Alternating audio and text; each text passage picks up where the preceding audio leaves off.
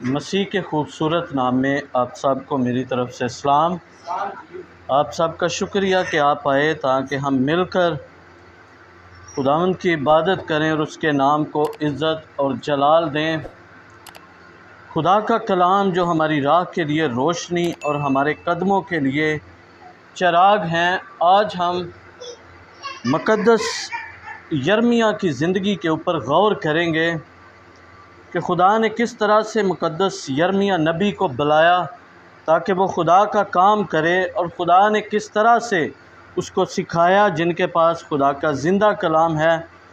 میرے ساتھ کھولیے گا مقدس یرمیہ کی کتاب، مقدس یرمیہ کا صحیفہ، اس کا 18واں باب، اس کی پہلی آیت سے ہم پڑھیں گے۔ اپنی نصیحت، تربیت اور برکت کے لیے، ترقی اور سرفرازی کے لیے ہم پڑھیں گے۔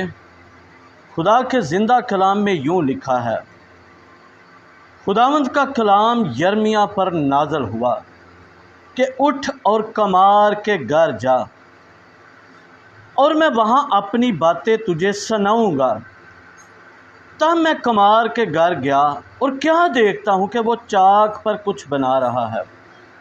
اس وقت وہ مٹی کا برتن جو وہ بنا رہا تھا اس کے ہاتھوں میں بگڑ گیا۔ تب اس نے اس سے کہا، اس سے جیسا مناسب سمجھا ایک دوسرا برتن بنا لیا۔ تب اس نے اس سے جیسا مناسب سمجھا ایک دوسرا برتن بنا لیا۔ تب خداوند کا کلام مجھ پر نازل ہوا کہ اے اسرائیل کے گھرانے، کیا میں اس کمار کی طرح تم سے سلوک نہیں کر سکتا ہوں؟ خداوند فرماتا ہے، دیکھو جس طرح مٹی کمار کے ہاتھ میں ہے، اسی طرح اے بنی اسرائیل کے گھرانے تم میرے ہاتھ میں ہو۔ اگر کسی وقت میں کسی قوم اور کسی سلطنت کے حق میں کہوں کہ اسے کھاڑوں اور توڑ ڈالوں اور ویران کروں، اور اگر وہ قوم جس کے حق میں نے یہ کہا اپنی برائی سے باز آئے، تو میں بھی اس بدی سے جو میں نے اس پر لانے کا ارادہ کیا تھا باز آؤں گا۔ اور پھر اگر میں کسی قوم اور کسی سلطنت کی بابت کہوں کہ اسے بناؤں اور لگاؤں، اور وہ میری نظر میں بدی کرے اور میری آواز کو نہ سنے، تو میں بھی اس نیکی سے باز رہوں گا جو اس کے ساتھ کرنے کو تھا۔ خدا کے کلام کا پڑھا، سنا، سمجھا اور سمجھایا جانا ہم سب کے لیے باعث برکت ہو، آمین۔ ہم نے مقدس یرمیہ کا صحیفہ کھولا ہے، اور اس سے پہلے کہ ہم آگے بڑھیں ان باتوں پر غور کریں، کیونکہ خدا مقدس یرمیہ سے کلام کرتا ہے، اور مقدس یرمیہ جو ہے یہ نبی کی خدمت کے لیے بلایا گیا ہے، اور مقدس یرمیہ کی زندگی کے اوپر ہم تھوڑا سا غور کریں گے تاکہ ہم بھی ان باتوں سے سیکھ سکیں۔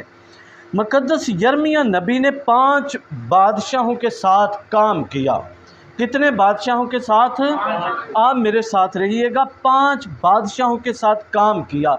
پہلے دور میں بادشاہوں کو نبیوں کی ضرورت ہوتی تھی تاکہ وہ خدا سے دریافت کریں کہ میں جنگ کروں نہ کروں، یہ کام کروں یا نہ کروں۔ اور اب جو ہے وہ خادموں نے، خدمت کرنے والوں نے بادشاہوں کو اپنی ضرورت بنا لیا ہے، اور 5 بادشاہوں کے ساتھ مقدس یرمیہ نے جو ہے ان 5 بادشاہوں کے دور میں نبی رہا، نبوت کا کام انجام دیا، اور بادشاہی میں نبوت کی، اور 40 سال یرمیہ نبی نے نبوت کی۔ کتنے سال کی؟ 40 سال۔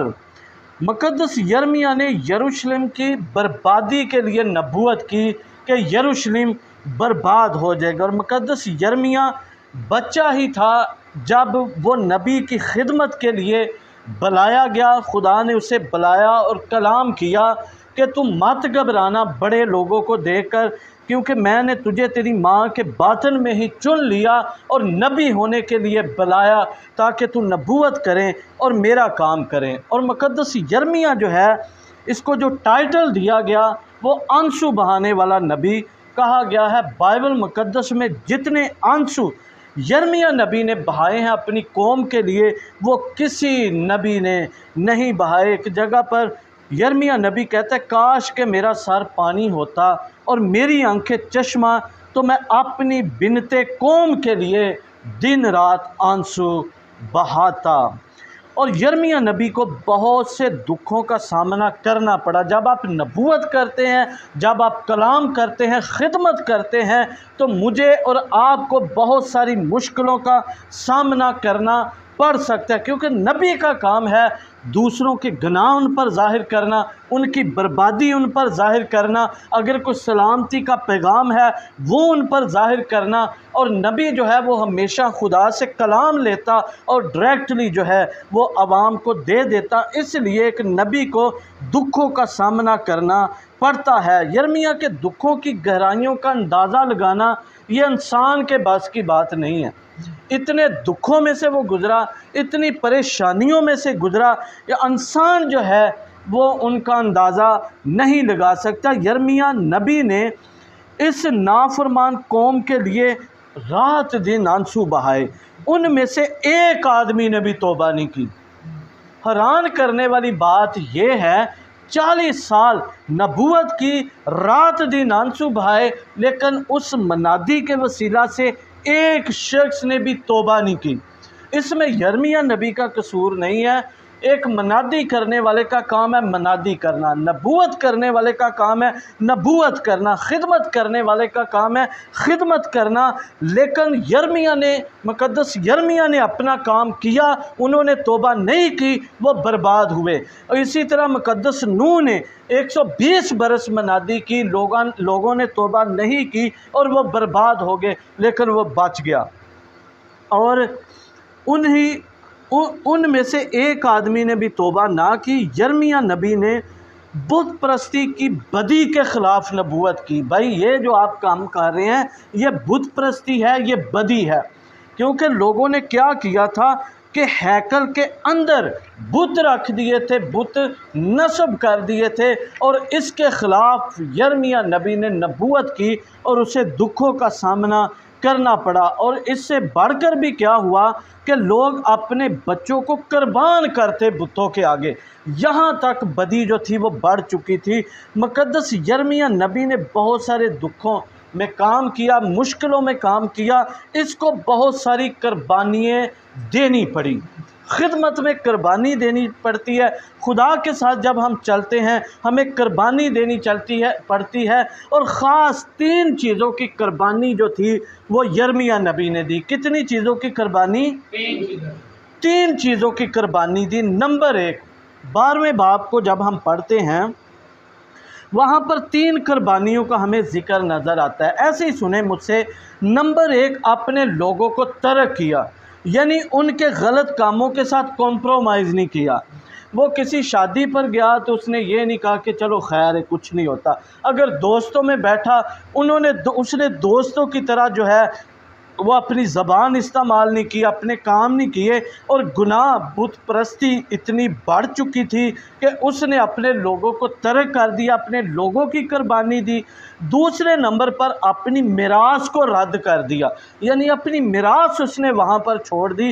اور تیسرے نمبر پر اپنی مگیتر کو اس نے اپنے دشمنوں کے حوالے کر دیا، کیونکہ خدا نے کلام کیا کہ تو اس لڑکی سے شادی نہ کرنا، کیونکہ میں نہیں چاہتا کہ اس نافرمان قوم سے تیری اولاد پیدا ہو۔ خدا آگے کی پلاننگ کرتا ہے کہ ممکن ہے کہ تو اس سے شادی کرے، جو بچے ہوں وہ بھی نافرمان پیدا ہوں۔ اور یہ 3 چیزوں کی قربانی دی، اپنے لوگوں کی، اپنی میراث کی، اور اپنی مگیتر کی۔ اور میرے عزیزوں، اور یہاں پر جو لکھا ہے ہم نے پڑھا ہے کہ خدا کا کلام یرمیہ پر نازل ہوا، کیونکہ وہ نبی کی خدمت کے لیے بلایا گیا تھا۔ جب میں اور آپ بلائے جاتے ہیں، خدا کی آواز سنتے ہیں، خدا کلام کرتا ہے، خدا سکھاتا ہے، خدا مختلف طریقوں سے ہمیں سکھاتا ہے۔ خدا نے کیا کلام کیا کہ اٹھ اور کمار کے گھر جا، میں تجھ سے وہاں پر کلام کروں گا۔ خدا نے کہا کہ تو اٹھ اور کمار کے گھر میں جا۔ بہت دفعہ ہم بیٹھے رہتے ہیں، ہم سمجھتے ہیں کہ شاید یہاں پر ہی مجھے ترقی مل جائے گی، برکت مل جائے گی۔ ایسا نہیں ہوتا۔ اور وہاں پر میں اپنی باتیں تجھے سناؤں گا، اپنی باتیں تجھے بتاؤں گا، میں وہاں پر تیرے ساتھ کلام کروں گا۔ بہت دفعہ خدا اس لیے ہم سے بات نہیں کرتا کہ ہم ایک ہی جگہ پر بیٹھے رہتے ہیں، ہم ایسی جگہوں پر بیٹھے رہتے ہیں جہاں پر خدا کی حضوری، خدا کی برکت نہیں ہوتی، خدا کی آواز نہیں ہوتی۔ اور خدا کے لوگوں، ہم یسایہ نبی کو دیکھتے ہیں، جب تک وہ عزیہ بادشاہ کے محل میں تھا خدا نے اس سے کلام نہیں کیا۔ جب عزیہ بادشاہ مر گیا تو خدا کو اس نے بلندی پر تخت پر بیٹھے دیکھا اور خدا نے اس سے کلام کیا اور اس کے ہونٹوں کو پاک کیا۔ آدم اور حوا کو دیکھے کہ وہ ایگزیکٹ اسی جگہ پر آتے تھے جہاں پر خدا ان کے ساتھ کلام کرتا۔ خدا ٹھنڈے وقت میں آتا، ان سے بات کرتا، ان سے کلام کرتا۔ اور ایک دن ایسا ہوا جب خدا آیا تو آدم اور حوا اس جگہ پر نہیں تھے اور وہ خدا کی آواز کو سننا نہیں چاہتے تھے، خدا کے سامنے ہونا نہیں چاہتے تھے۔ اور خدا نے کہا کہ آدم تو کہاں ہے؟ اس نے کیا کیا؟ کہا کہ خدا ہم تیرے سامنے نہیں ہو سکتے کیونکہ ہم ننگے ہیں، ہم نے غلطی کی ہے، گناہ کیا ہے۔ خدا نے کہا کیا تم نے وہ پھل تو نہیں کھایا جس سے میں نے تم کو منع کیا ہے؟ اور سبب کیا ہوا کہ آدم اور حوا اب اس جگہ پر نہیں تھے جہاں پر انہیں ہونا چاہیے، اور وہ باغ عدن سے باہر چلے گئے۔ ہم بھی اس لیے خدا کی آواز جو ہے بہت دفعہ سن نہیں پاتے، شاید ہم وہاں پر نہیں جہاں پر ہمیں ہونا چاہیے۔ جب ہم خدا کی آواز کو نہیں سنتے تو اس کا ایک خاص مقصد یہی ہے کہ ہم اس جگہ پر نہیں ہیں جہاں پر ہمیں ہونا چاہیے۔ خدا جو ہے کمار کے گھر میں جا، خدا نے کہا، مقدس یرمیہ نے یہ نہیں کہا کہ خدا تو یہاں پر ہی میرے ساتھ کلام کر، میرا یرمیہ کے گھر میں کیا کام ہے، میری تو اس سے بنتی نہیں ہے، اس کے ساتھ تو میرا یہ مسئلہ ہے۔ مقدس یرمیہ نے خدا کی آواز سنی اور اٹھ کر وہ چلنا شروع ہو گیا۔ اور جب وہ گیا کمار کے گھر میں تو کیا دیکھتا ہے کہ کمار جو ہے وہ چاک کے اوپر، اس سانچے کے اوپر کیا کر رہا ہے؟ ایک برتن بنا رہا ہے۔ اور برتن بناتے بناتے کیا ہوا؟ وہ برتن کمار کے ہاتھوں میں خراب ہو گیا۔ جو کچھ کمار اس کا بنانا چاہ رہا تھا وہ برتن جو تھا وہ اس کے ہاتھ میں نہ بن سکا۔ ابلیس نہیں چاہتا میں اور آپ خدا کے ہاتھ میں رہیں۔ خدا کے ہاتھ میں جب ہم ہوتے ہیں خدا ہمیں وہ بنانا چاہتا ہے جو خدا کی مرضی ہے، اور جب ہم خدا کے ہاتھوں سے نکل جاتے ہیں تو پھر ہم بگڑ جاتے ہیں۔ ہم نے کیا پڑھا ہے؟ دیکھیں 18واں باب اور اس کی 3 آیت۔ تب میں کمار کے گھر گیا اور کیا دیکھتا ہوں کہ وہ چاک پر کچھ بنا رہا ہے، اور اس وقت وہ مٹی کا برتن جو وہ بنا رہا تھا اس کے ہاتھ میں بگڑ گیا۔ تب اس نے اس سے جیسا مناسب سمجھا ایک دوسرا برتن بنا دیا۔ خدا کے لوگوں، جب ہم خدا کے ہاتھ میں رہیں گے ہم عزت کے برتن بن جائیں گے، ہم ایک معیاری لوگ بن جائیں گے، ہم ایماندار بن جائیں گے۔ خدا چاہتا ہے کہ ہم اس کے ہاتھ میں رہیں، لیکن ابلیس نہیں چاہتا کہ ہم خدا کے ہاتھوں میں رہیں، اور وہ مٹی، وہ برتن کمار کے ہاتھوں میں بگڑ گیا۔ بہت دفعہ ہم خدا کے ہاتھوں میں رہتے رہتے بگڑ جاتے ہیں، خراب ہو جاتے ہیں۔ اور کیا ہوا؟ اس نے ایک اور برتن بنا دیا، اور آگے لکھا ہے تب اس نے اس سے جیسا مناسب سمجھا ایک اور برتن بنا دیا۔ تب خداوند کا کلام، خداوند کا یہ کلام مجھ پر نازل ہوا کہ اے بنی اسرائیل کے گھرانے، کیا میں اس کمار کی طرح تم سے سلوک نہیں کر سکتا؟ خداوند فرماتا ہے دیکھو جس طرح مٹی کمار کے ہاتھ میں ہے اسی طرح اے اسرائیل کے گھرانے تم میرے ہاتھ میں ہو۔ یہ خدا اسے سکھانا چاہ رہا تھا کہ تو کمار کے گھر جا، اور خدا نے کیا سکھایا کہ جس طرح مٹی کمار کے ہاتھ میں ہے اسی طرح اسرائیل کا گھرانہ میرے ہاتھ میں ہے۔ اور کیا ہوا؟ خدا کلام کرتا ہے یہ گھرانہ میرے ہاتھ میں رہتے رہتے بگڑ گیا ہے۔ کیسے بگڑ گیا؟ کہ بت پرستی کی بدی انہوں نے کرنا شروع کی۔ کبھی بھی آپ ان کاموں میں شریک نہ ہوں، کبھی بھی اپنا ہدیہ نہ ڈالیں، کبھی بھی آپ ان کاموں کے لیے اپنا فنڈ نہ دیں۔ بہت سارے لوگ کہتے ہیں جی ہم شریک نہیں ہوتے، ہم چندہ دے دیتے ہیں۔ بہت سارے لوگ کہتے ہیں جی ہم ایسے کام نہیں کرتے، ہم صرف ممبر ہیں۔ آپ جب یہ کام کرتے ہیں تو خدا پتہ کیا فرماتا ہے؟ نیچے فرماتا ہے اب میری مرضی ہے کہ میں کیا کروں، اکھاڑوں، توڑ ڈالوں اور ویران کروں۔ خدا کیا کرتا ہے کہ پھر اکھاڑ بھی دیتا ہے، جو وہ پودا لگاتا ہے، پھر وہ توڑ بھی دیتا ہے، پھر وہ ویران بھی کر دیتا ہے۔ جب ہم خدا کے ہاتھ سے نکل جاتے ہیں، خدا نے کہا کہ اگر یہ اس گناہ سے باز نہیں آئیں گے تو میں نے بھی جس کام کا میں نے سوچ لیا ان کے بارے میں بھی وہ کروں گا، میں ان کو برباد کروں گا، اور اگر وہ توبہ کر لیں گے تو پھر میں بھی ان کو چھوڑ دوں گا۔ لیکن خدا نے یہ کلام کیا کہ تو کیا کر، کمار کے گھر میں جا، اب میں اس گھرانے کے ساتھ یہ کام کرنے والا ہوں۔ اور جب ہم یرمیہ کی کتاب کو سٹڈی کرتے ہیں تو یرمیہ کے دور میں جھوٹے نبی بہت تھے۔ مقدس یرمیہ جو بھی وہ نبوت کرتا، جھوٹے نبی اس کی نفی کر دیتے کہ خدا ایسا نہیں کرے گا، خدا ایسا نہیں کرے گا، کیونکہ یرمیہ نبی جو ہے یہ جھوٹ بولتا ہے، اس لیے اسے کنویں میں پھینک دیا گیا، اسے جو تھا وہ بیند سے باندھا گیا، اسے مارا گیا، ستایا گیا، اسے بہت تکلیفوں میں سے گزرنا پڑا جھوٹے نبیوں کی وجہ سے۔ اور آج بھی ہم دیکھتے ہیں کہ جہاں پر لوگ سچائی کو ڈیلیور کرتے ہیں وہاں پر بہت سارے لوگ ہیں وہ جو ہے وہ اس سچائی کو پامال کر کے کیا کرتے ہیں، کلام کو جو ہے وہ اس کی نفی کر کے لوگوں کی ضرورت کے مطابق جو ہے وہ باتیں نکال کر کہتے ہیں سلامتی ہے، کچھ نہیں ہوگا۔ میرے ساتھ ایک حوالہ نکالیں نئے عہد نامہ سے، مقدس پطرس کا خط، مقدس پطرس کا پہلا خط، ہاللویا، اس کا 5واں باب، پہلا خط اور اس کا 5واں باب، ہاللویا۔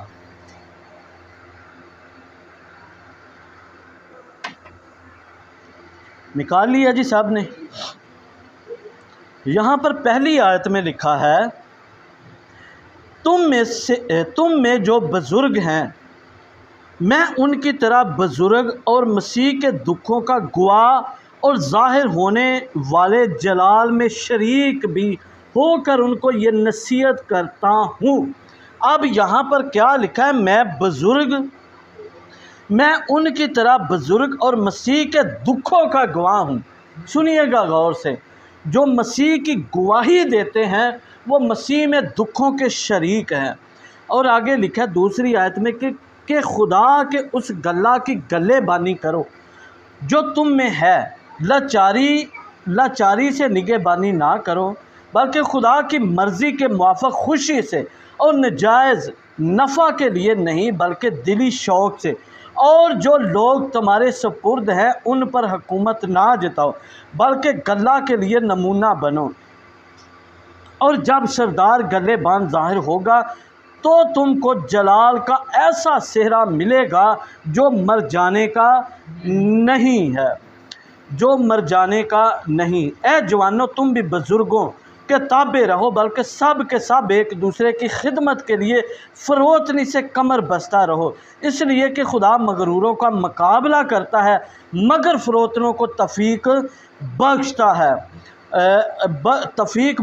پس خدا کے قوی ہاتھ کے نیچے فروتنی سے رہو تاکہ وہ تمہیں وقت پر سر بلند کرے، اور اپنی ساری فکر اسی پر ڈال دو کیونکہ اس کو تمہارا خیال ہے۔ تم ہوشیار اور بیدار رہو، تمہارا مخالف ابلیس گرجنے والے شیر ببر کی طرح ڈھونڈتا پھرتا ہے کہ کس کو پھاڑ کھائے۔ تم ایمان میں مضبوط ہو کر اور یہ جان کر اس کا مقابلہ کرو کہ تمہارے بھائی جو دنیا میں ہیں ایسے ہی دکھ اٹھا رہے ہیں۔ اب دیکھیں، ابلیس ڈھونڈتا ہے کہ لوگوں کو برباد کرے، اور کہتا ہے میں مسیح کے دکھوں کا گواہ ہوں۔ اور اب کیا کہتا ہے؟ اب خدا کا بندہ کہتا ہے تم ایمان میں مضبوط ہو کر اور یہ سب جان کر اس کا مقابلہ کرو کہ تمہارے بھائی جو دنیا میں ہیں ایسے ہی دکھ اٹھا رہے ہیں۔ اب خدا جو ہر طرح کے فضل کا چشمہ ہے، جس نے تم کو مسیح میں اپنے ابدی جلال کے لیے بلایا तुम्हारे थोड़ी मुद्दत तक दुख उठाने के बाद आप ही तुम्हें कामल और कायम और मजबूत करेगा। अब्दुल बाद उसी की सल्तनत रहे। आमीन। दुखों में से गुजरना पड़ेगा। मैं मसीह के दुखों का गवाह हूँ। पौलुस रसूल कहता है मैं मसीह का एलची हूँ, मैंने बड़े दुख बर्दाश्त किए हैं। वो कहते हैं मैंने मसीह से ज़्यादा दुखों को बर्दाश्त किया है।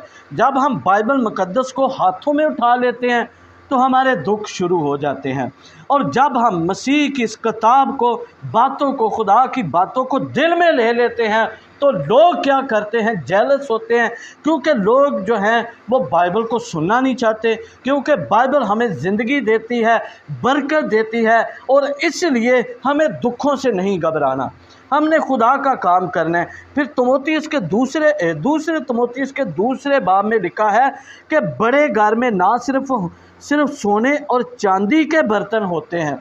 बड़े जो घर हैं उसमें ना सिर्फ सोने और चांदी के बर्तन होते हैं।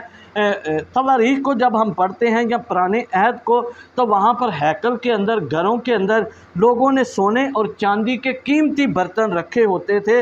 और मुकद्दस पौलुस रसूल इस बात को कोड करके तीमुथियुस को बताता है कि बड़े घर में ना सिर्फ सोने और चांदी ही के बर्तन होते हैं, बल्कि लकड़ी और मिट्टी के भी, बाज़ इज़्ज़त और बाज़ ज़िल्लत के। अब यहाँ पर मुकद्दस पौलुस रसूल इस बात को कोट कर रहा है, जैसे ये घर है, इस घर में जब खाना खाया जाता है या हम अपने घरों में खाना खाते हैं तो क्या होता है, हम अच्छे बर्तन किचन से निकालते हैं, उसमें खाना खाते हैं, पीने के लिए अच्छा गिलास यूज़ करते हैं, कोई मेहमान आ जाए अच्छे बर्तन पेश करते हैं। ये हैं इज़्ज़त के बर्तन, ये क्या हैं। और अगर हम वॉशरूम में चले जाए तो वहाँ पर हमें क्या मिलेगा, टप मिलेगा, मग्गा मिलेगा, लोटा मिलेगा, बाल्टी मिलेगी। ये हैं ज़िल्लत के बर्तन। ये नहीं है कोई मेहमान आ गया तो बाल्टी भर के आगे रख देती है, मग्गा भर के रख देता, पियो जी। हम ये नहीं कहते चलो जी लोटा भर के शिकंजवी बना लो। और ये बात पौलुस रसूल कोड करता है कि खुदा के घर के अंदर भी, चर्च के अंदर भी बाज़ इज़्ज़त के बर्तन हैं और बाज़ ज़िल्लत के बर्तन हैं। ज़िल्लत के बर्तन हम तब बनते हैं जब हम उस जगह पर नहीं होते जहाँ पर हमें होना चाहिए, खुदा के हाथों में होना ये बड़ा ज़रूरी है। लिखे बस जो कोई इनसे अलग होकर अपने आपको पाक करेगा वो क्या होगा, इज़्ज़त का बर्तन और मुकद्दस बनेगा और मालिक के काम के लायक और हर नेक काम के लिए तैयार होगा। जो अपने आप को इनसे अलग करेगा, किन से अलग करेगा, ज़िल्लत के बर्तनों से, गुनहगारों से, दुनियादारी से। जब इनसे अपने आप को अलग करेगा तो वो खुदा के काम के लायक हो जाएगा। जब मैं और आप अलग हो जाते हैं दुनिया से, गुनाह से, नाराज़गी से, बुत परस्ती की बदी से, हर तरह की बदी से, तो हम पाक हो जाते और हम इज़्ज़त के बर्तन हो जाते और हर एक काम के नेक काम के लायक हो जाते और तैयार हो जाते हैं। इसलिए खुदा के लोगों, हमें इज़्ज़त के बर्तन बनने की ज़रूरत है। और खुदा जहाँ पर आपको बुलाता है आप जाएं, खुदा की आवाज़ को सुने, खुदा का कलाम सुने कि खुदा मेरे लिए क्या इरादा रखता है। आए खुदा के हजूर में हम अपने sir झुकाएं। Hallelujah, glory to Jesus, hallelujah, hallelujah.